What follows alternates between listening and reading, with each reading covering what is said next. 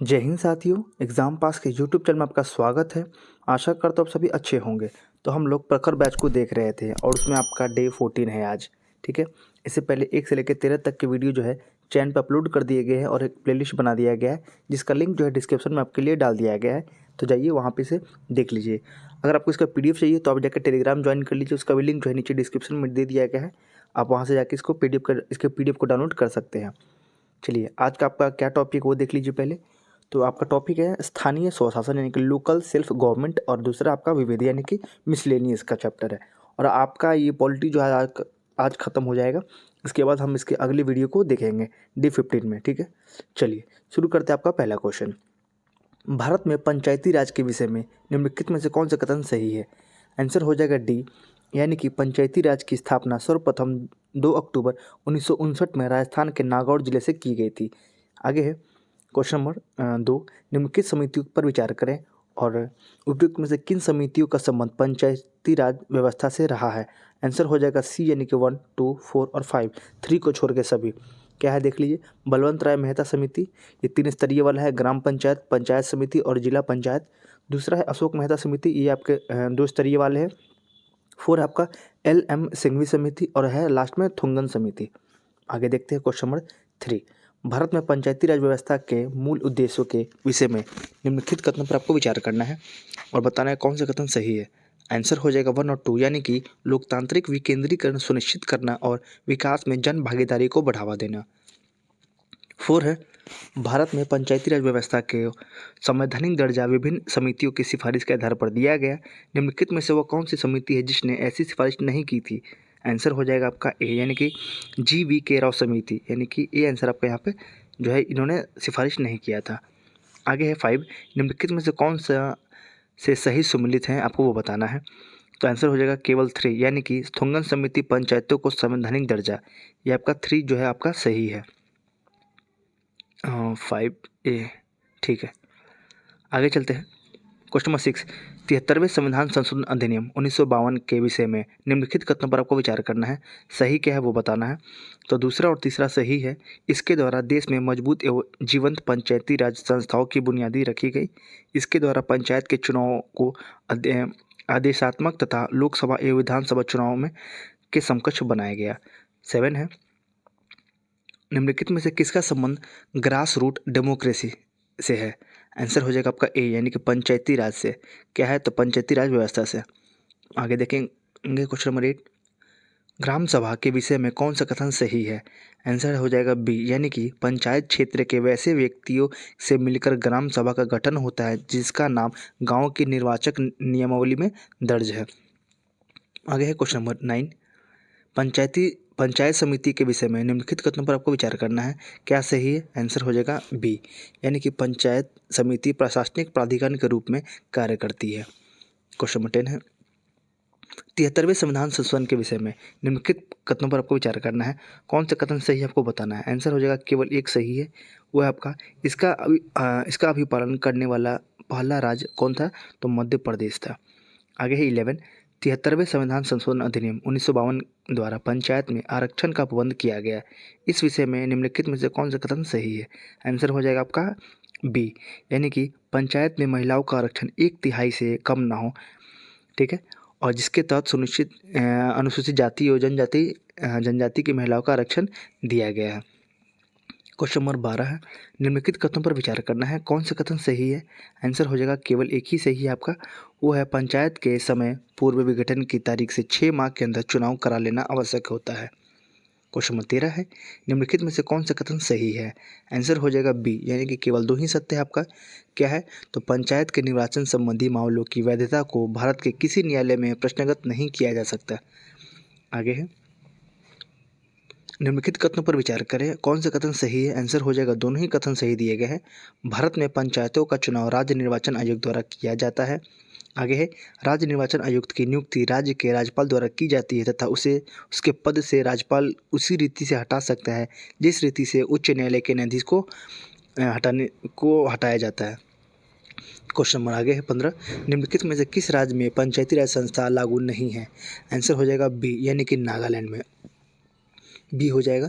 आगे है question number 16 73वें संविधान संशोधन अधिनियम 1952 पर विचार करें और कौन सा कथन सही है? आंसर हो जाएगा तीनों, यानी कि ग्राम पंचायत, ग्राम पंचायत समिति और जिला पंचायत। आगे देखते हैं क्वेश्चन नंबर 17 पंचायती राज संस्था के विषय क्षेत्र के संदर्भ में विचार करना है, कौन सा कथन सही है? आंसर हो जाएगा तीनों, एक को छोड़ के, चार को छोड़ के। आगे है सामाजिक वानिकी, प्राथमिक एवं माध्यमिक शिक्षा, खादी ग्राम एवं कुटीर उद्योग। क्वेश्चन नंबर 18 है 74वें संविधान संशोधन अधिनियम के द्वारा संविधान का भाग 9 क जोड़ा गया जिसमें नगर पालिका के संबंध में उपबंध है, निम्नलिखित में से कौन सा इसमें शामिल नहीं है? आंसर हो जाएगा 2, 3 और 4, यानी कि नगर पंचायत, नगर पालिका परिषद और नगर निगम। यहाँ पे हो जाएगा सी। ठीक है, आगे चलते हैं 19 74वां संविधान संशोधन अधिनियम 1993 नगर पालिकाओं के लिए वार्ड समिति का प्रावधान करता है। एक वार्ड समिति के गठन के लिए कम से कम कितनी जनसंख्या का होना आवश्यक है?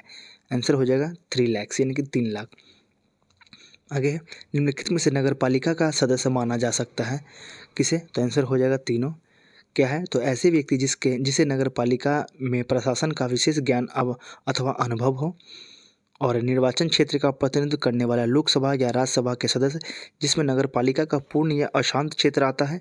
तीसरा है राज्यसभा और विधान परिषद के सदस्य जो नगर पालिका क्षेत्र में मतदान के रूप में पंजीकृत है। आगे है 21 नंबर क्वेश्चन, सूची 1 और 2 से आपको मिलान करना है।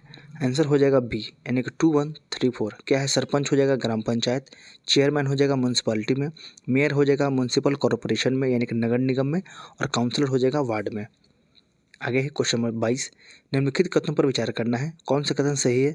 आंसर हो जाएगा इसमें कोई भी कथन सही नहीं है। आगे चलते हैं क्वेश्चन नंबर 23 की ओर, भारत में महानगरीय योजना समिति के विषय में निम्नलिखित कथनों पर विचार करना है, कौन सा कथन सही है? आंसर हो जाएगा केवल एक, यानी कि महानगरीय क्षेत्र के लिए विकास योजना का प्रारूप तैयार करना। आगे क्वेश्चन नंबर 24 भारत के राज्य वित्त आयोग के विषय में निम्नलिखित में से कौन सा कथन सही नहीं है? आंसर हो जाएगा आपका बी, यानी कि राज्य का मुख्यमंत्री राज्य वित्त आयोग के संगठन का निर्णय करता है। ये कौन करता है? राज्यपाल करते हैं। आगे है क्वेश्चन नंबर 25 निम्नलिखित में से किस समिति आयोग के द्वारा स्थानीय वित्त आयोग के निर्माण के विषय में सुझाव दिया गया? आंसर हो जाएगा अशोक मेहता कमेटी। आगे है क्वेश्चन नंबर 26 निम्नलिखित में से कौन एक स्थानीय सरकार के कार्यों में नहीं आता है? आंसर हो जाएगा आपका डी, यानी कि यहाँ देखेंगे स्थानीय सरकार का कार्य सार्वजनिक व्यवस्था को बनाए रखना नहीं है। सार्वजनिक व्यवस्था बनाए रखने का कार्य राज्य सरकार के पुलिस एवं सिविल प्रशासनों के द्वारा किया जाता है। 27 राज्य निर्वाचन आयोग के कार्यों पर विचार करना है, कौन सा कथन सही है? आंसर हो जाएगा 1 और 2, यानी कि राज्य की पंचायतें और नगर पालिकाओं के चुनाव के लिए मतदाता सूची तैयार करता है। राज्य की पंचायतें एवं नगर पालिकाओं के लिए निर्वाचन करवाता है। 28 पंचायत अनुसूचित क्षेत्र तक का विस्तार अधिनियम पेशा 1996 का उद्देश्य क्या नहीं है इसमें से? आंसर हो जाएगा 4, यानी कि जनजातीय क्षेत्रों में स्वायत्त क्षेत्रों का निर्माण करना, ये आपका नहीं है। आगे देखेंगे क्वेश्चन नंबर 29 पंचायत अनुसूचित क्षेत्रों में यानी कि पंचायत अधिनियम 1996 पेशा एक्ट 1998 के अंतर्गत ग्राम सभा की शक्तियों भूमिकाओं के विषय में निम्नलिखित में से कौन सा कथन सही नहीं है? आंसर हो जाएगा सी, यानी कि अनुसूचित क्षेत्रों में किसी भी खनिज के लिए खनन का पट्टा अथवा लाइसेंस प्रदान करने के लिए ग्राम सभा की अनुशंसा आवश्यक है। आगे है क्वेश्चन नंबर 30 भारतीय चुनाव के विषय में निम्नलिखित कथनों पर विचार करना है, कौन सा कथन सही है? आंसर हो जाएगा दोनों ही सत्य है। विदेशों में रहने वाले भारतीय लोकसभा राज्यसभा विधानसभा के चुनाव में अपने मत का प्रयोग कर सकते हैं। चुनाव आयोग ने उपबंध किया है कि ईवीएम और मतपत्रों पर अभ्यर्थी का नाम, फोटो एवं पार्टी का चुनाव चिन्ह प्रकाशित होगा।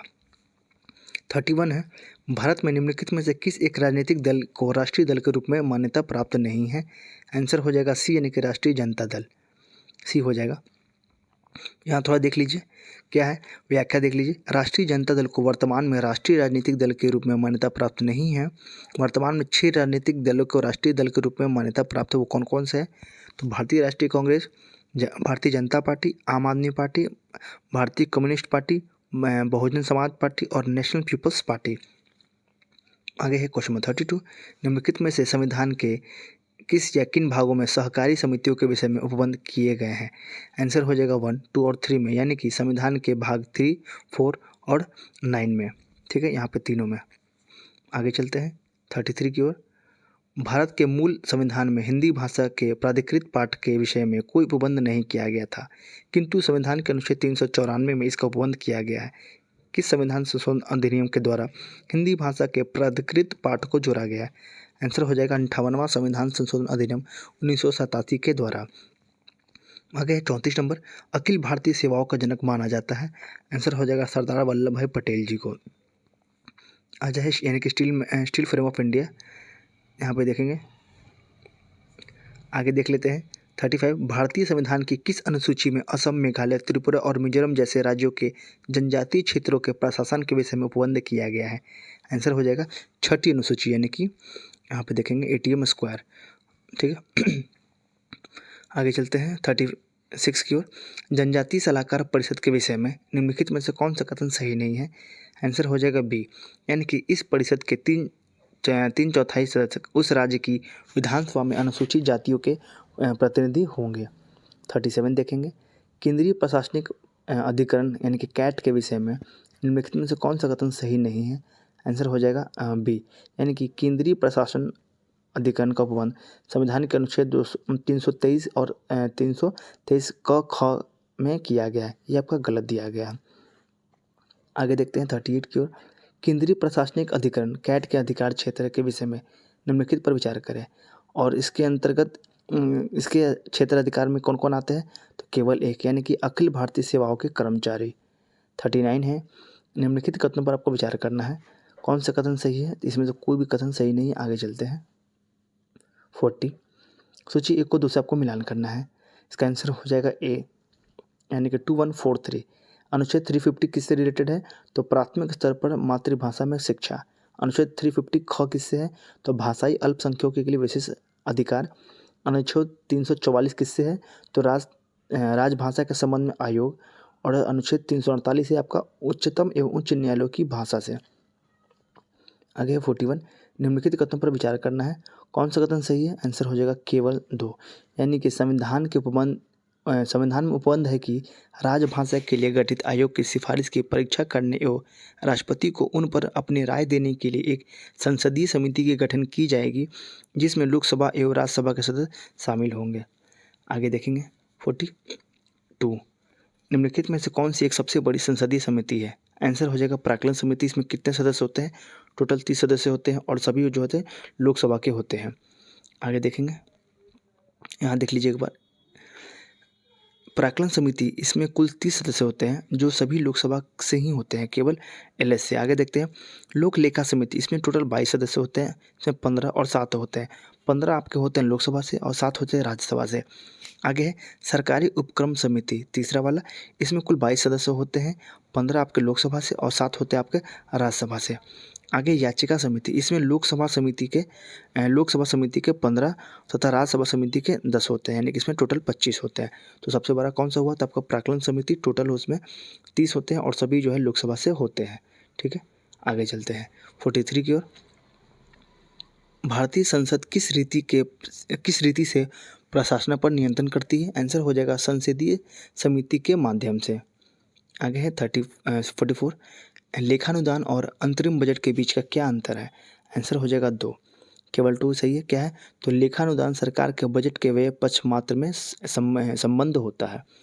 आगे है 45, अंतर्राष्ट्रीय संधियों को भारत के किसी भाग अथवा संपूर्ण भारत में लागू करने के लिए संसद कोई भी कानून बना सकती है। आंसर हो जाएगा बिना किसी राज्य की सहमति से, यानी कि without the consent of any state, किसी भी राज्य से नहीं पूछेगा वो बना सकता है। आगे देखते हैं 46, निम्नलिखित कथनों पर आपको विचार करना है, कौन सा कथन सही है? इसमें हो जाएगा केवल एक ही सही है आपका, वो है भारत के किसी वर्तमान राज्य की सीमाओं में परिवर्तन करने के लिए संसद सशक्त है। आगे देखेंगे 47, लोकसभा और राज्यसभा की समान शक्तियाँ किस प्रकार क्षेत्र में है? आंसर हो जाएगा D, यानी कि संविधान के संशोधन के विषय में। आगे देखेंगे 48, लोक लेखा समिति के संदर्भ में निम्नलिखित में से कौन सा कथन सही है? आंसर दिया गया इसमें C, यानी कि कोई भी मंत्री इस समिति का सदस्य नहीं हो सकता। कोई भी मंत्री इस समिति का सदस्य नहीं हो सकता। किसका? तो लोक लेखा समिति का।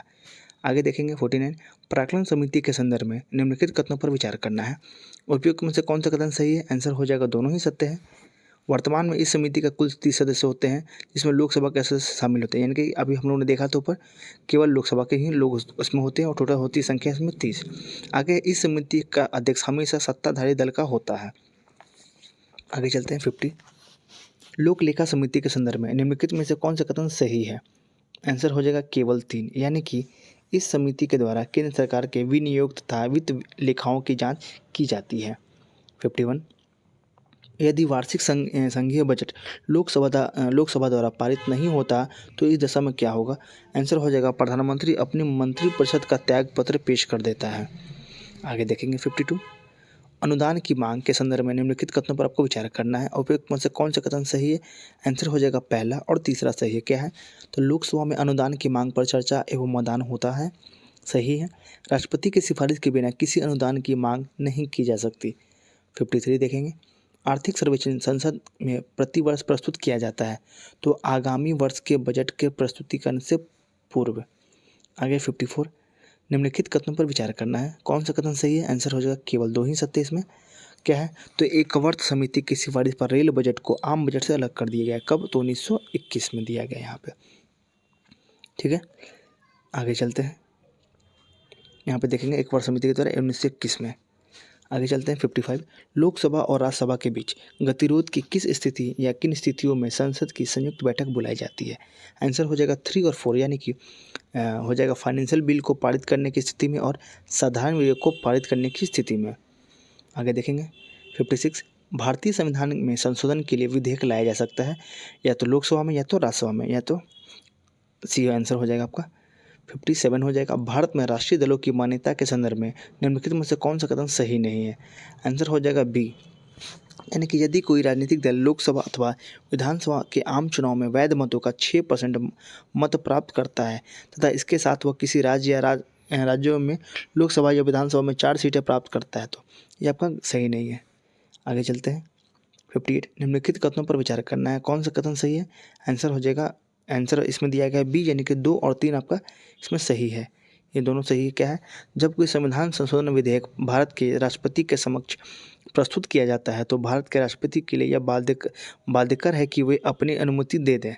ठीक है, संविधान संशोधन विधेयक लोकसभा और राज्यसभा दोनों में विशेष बहुमत से पारित होना ही चाहिए और इसके लिए संयुक्त बैठक का कोई उपबंध नहीं है। आगे 59। संविधान का प्रथम संशोधन जो वर्ष 1951 में पारित हुआ निम्न में से किससे संबंधित है? आंसर हो जाएगा कुछ राज्यों में किए गए कृषि और कृषि भूमि संबंधी सुधारों के संरक्षण से। ये आपका भाग 9 से संबंधित भी है। आगे देखेंगे 60। आपको इसमें मैच करना है, तो इसका आंसर हो जाएगा डी, यानी कि 1, 4, 2, 3। क्या है? तो 13वां संशोधन हो जाएगा नागालैंड से रिलेटेड है आपका। 18वां संशोधन आपका हो जाएगा आपका 18वां इसमें आपका दिया गया ए का 1, बी का 4। ठीक है, इसमें आपका दिया गया है 18वां दिया गया राष्ट्रपति उपराष्ट्रपति स्पीकर एवं प्रधानमंत्री के चुनाव के नतीजे का। इसमें सी का दिया गया है 2, यानी कि इसमें यहाँ पे उन्होंने मैच थोड़ा गलत किया है। यहाँ पे देख लीजिए, चलिए यहाँ देख लेते हैं हम लोग। 13वां संविधान संशोधन जो आपका है नागालैंड से है। 18वां आपका राज्यों के पुनर्महासित किया गया है और 39वां आपका है राष्ट्रपति उपराष्ट्रपति स्पीकर और प्रधानमंत्री के चुनाव को चुनौती नहीं दी जा सकती और 52वां है आपका दल बदल अधिनियम से। आगे देखेंगे 61। इसमें भी आपको मैच करना है, तो यहाँ पर डायरेक्ट हम लोग इसके आंसर को देख लेते हैं। सूची 1 और 2 आप यहाँ देख लीजिए। क्या है? तो न्यायिक पुनरीक्षण जो आपका हो जाएगा 38वां संविधान संशोधन हो जाएगा। संपत्ति के अधिकार को मौलिक अधिकार से हटाया जाना कब है? तो 44वां है। मताधिकार की आयु जो 21 वर्ष से घटा के 18 कर दिया गया, किसमें है? तो 61वां संविधान संशोधन में है। और उद्देशिका में पंथ निरपेक्षता शब्द का संशोधन जोड़ा गया, किसमें है? तो 42वां संविधान संशोधन से है। आगे देखेंगे 62। निम्नलिखित कथनों पर आपको विचार करना है और बताना है कौन सा कथन सही है। तो आंसर हो जाएगा केवल 2 ही इसमें सत्य है, वो आपका भारत के संविधान के 99वें संशोधन को भारत के उच्चतम न्यायालय ने अभिखंडित कर दिया क्योंकि यह न्यायपालिका की स्वतंत्रता का अतिक्रमण करता था, इस कारण से। 63 है 63 नंबर। विधानसभा में किसी दल के निर्वाचित सदस्यों के दल बदल पर निम्नलिखित में से किसने प्रतिबंध लगाया? आंसर हो जाएगा संविधान का 52वां संशोधन अधिनियम, यानी कि 52 वाला। आगे है 64 निम्न संविधान संशोधन में से किस एक के अंतर्गत दिल्ली नेशनल कैपिटल क्षेत्र बना? आंसर हो जाएगा 69वां संविधान संशोधन। आगे 65। छियासीवें संशोधन द्वारा प्रस्तावित शिक्षा का अधिकार किस वर्ष से लागू किया गया? आंसर हो जाएगा 2010 से। आगे है 66, अनुसूचित जाति जनजाति के संयुक्त राष्ट्रीय आयोग को किस संशोधन के अंतर्गत 2 अलग निकायों में बांटा गया? आंसर हो जाएगा 89वां यानी कि 89 संविधान संशोधन में। आगे है 67, संविधान के किस संशोधन के अंतर्गत अन्य पिछड़ा वर्ग को शिक्षण संस्थाओं में प्रवेश हेतु 27% का आरक्षण दिया गया? आंसर हो जाएगा 93 यानी कि 93 संविधान संशोधन द्वारा। आगे है निम्नांकित किस वाद में सर्वोच्च न्यायालय ने पहली बार संसद को संविधान संशोधन शक्ति को सीमित किया? आंसर हो जाएगा गोलकनाथ बनाम पंजाब राज्य 1967। आगे देखेंगे 69, सिक्किम एक नया राज्य बना कब? तो 36वें संशोधन के द्वारा। आगे देखेंगे 70, भारतीय संविधान के अनुच्छेद 344 के तहत प्रथम राजकीय भाषा आयोग का गठन हुआ था कब? आंसर हो जाएगा 1955 में BG खेर की अध्यक्षता में।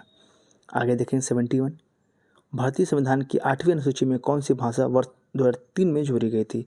आंसर हो जाएगा संथाली भाषा जोड़ी गई थी। आगे है 72, भारत की आत्मनिर्भर समाज व्यवस्था का वर्णन करते हुए किसने कहा भारत की ग्राम व्यवस्था छोटे छोटे गणतंत्र है? आंसर हो जाएगा कहा इसे? चार्ल्स मैटकॉफ ने। ये आंसर सही है। आगे देखेंगे 73, 73वें संविधान संशोधन कानून की वैधानिक शुरुआत किस संविधान संशोधन के बिल से हुई थी? आंसर हो जाएगा 64 संविधान संशोधन बिल के। आगे है 74, भारत में इनमें से कौन सा विषय पंचायती राज संस्थाओं की शक्तियों के अंतर्गत नहीं आता है? आंसर हो जाएगा आपका निर्धनता निवारण कार्यक्रम का क्रियान्वयन। 75 है, पंचायती राज व्यवस्था का मूल उद्देश्य क्या सुनिश्चित करना है? आंसर हो जाएगा 1 और 3 यानी कि विकास में जन भागीदारी करना और लोकतांत्रिक विकेंद्रीकरण करना। 76 देखेंगे अब, स्थानीय शासन की निम्नलिखित में से कौन सी एक विशेषता नहीं है? आंसर हो जाएगा केंद्रीय नियंत्रण यानी कि सी आंसर आपका सही है। आगे देखेंगे 77 है, निम्न में से कौन सा विकेंद्रीकरण का वैशिष्ट्य नहीं है? आंसर हो जाएगा आपका सी यानी कि स्थानीय समुदाय में आत्मविश्वास को नहीं जगाना। 78 है, ग्रामीण स्थानीय शासन का पंचायती राज नामांकन किस राजनीतिक नेता के सुझाव का परिणाम था? आंसर हो जाएगा MK गांधी के द्वारा। आगे है 79, भारत में पंचायती राज व्यवस्था सर्वप्रथम राजस्थान और डैश में प्रारंभ की गई, तो कहाँ पे? तो राजस्थान में, और आपका किया गया था दूसरा आंध्र प्रदेश में। आगे है 80, निम्नलिखित में से किस कमेटी या आयोग ने न्याय पंचायत बनाने की सिफारिश की थी? आंसर हो जाएगा अशोक मेहता कमेटी ने। 81, एक क्षेत्र पंचायत का क्षेत्र निर्धारित किया जाता है? आंसर हो जाएगा राज्य सरकार के द्वारा यानी कि बी आंसर आपका यहाँ पे सही हो जाएगा। आगे 82, पंचायत समिति के सदस्य क्या है? तो जनता द्वारा प्रत्यक्ष रूप से चुने जाते हैं, are directly elected by the public. आगे है 83, भारत में ब्लॉक स्तर पर बनी पंचायत समिति केवल है क्या? तो क्या है? तो आंसर हो जाएगा डी यानी कि प्रशासनिक प्राधिकारी। आगे चलते हैं 84, निम्नलिखित पर विचार करना है, कौन सा कथन सही है? आंसर हो जाएगा केवल 2 यानी कि पंचायत के समय पूर्व में भंग होने के पश्चात पुनर्गठित पंचायत केवल अवशिष्ट समय के लिए ही जारी रहती है। आगे पंचायत की वित्तीय स्थिति की समीक्षा के लिए राज्य सरकार प्रत्येक 5 वर्षों में क्या गठित करती है? आंसर हो जाएगा फाइनेंस कमीशन यानी कि वित्त आयोग। 86, निम्नलिखित में से कौन संवैधानिक प्राधिकरण है? तो आंसर हो जाएगा 1, 2, 3 यानी कि राज्य निर्वाचन आयोग, राज्य वित्त आयोग और जिला पंचायत। ठीक है, तीनों। आगे देखते हैं क्वेश्चन नंबर 87 की ओर, किस राज्य में नगर पालिका की सीमा क्षेत्र अधिसूचित करने के लिए निम्नलिखित में से कौन सा सक्षम है? आंसर हो जाएगा संबंधित राज्य का राज्यपाल, बी आंसर सही है। 88, नगर पालिका का सदस्य चुने जाने के लिए कोई व्यक्ति निरस्त नहीं होगा कब? 21 वर्ष की आयु की सीमा पार, यानी कि बी आंसर आपका यहाँ पे सही दिया गया है। 89, संविधान के 73वें और 74वें संशोधन निम्न में से किन के सृजन के लिए उत्तरदायी है? आंसर हो जाएगा राज्य निर्वाचन आयोग के लिए, जिला नियोजन समिति के लिए और राज्य वित्त आयोग के लिए। क्वेश्चन नंबर 90 है, भारतीय संविधान में कौन सा अनुच्छेद जिला योजना समिति का गठन होता है? आंसर हो जाएगा आर्टिकल 243Z(d) में। 91, महात्मा गांधी राष्ट्रीय ग्रामीण रोजगार गारंटी यानी कि मनरेगा में आयोजन बनाने संपादन करने एवं क्रियान्वयन की जिम्मेदारी निम्न में से किसकी है? आंसर हो जाएगा ग्राम पंचायत।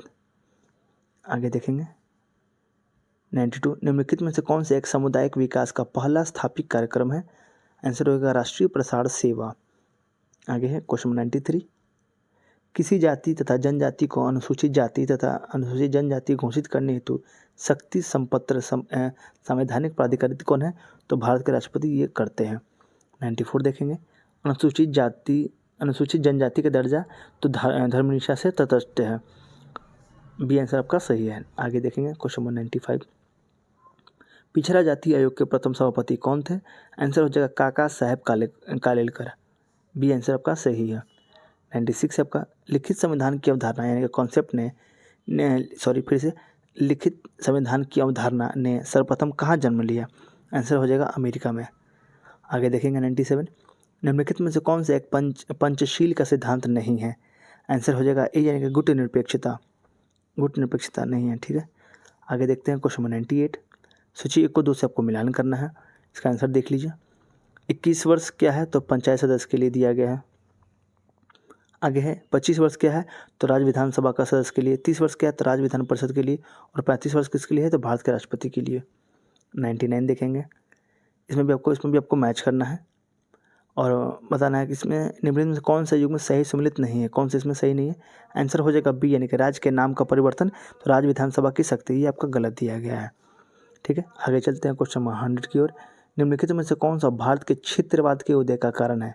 आंसर हो जाएगा सभी, यानी कि असंतुलित विकास, सांस्कृतिक पहचान खोने का भय और राजनीतिक वर्चस्व, ये सभी हो जाएंगे।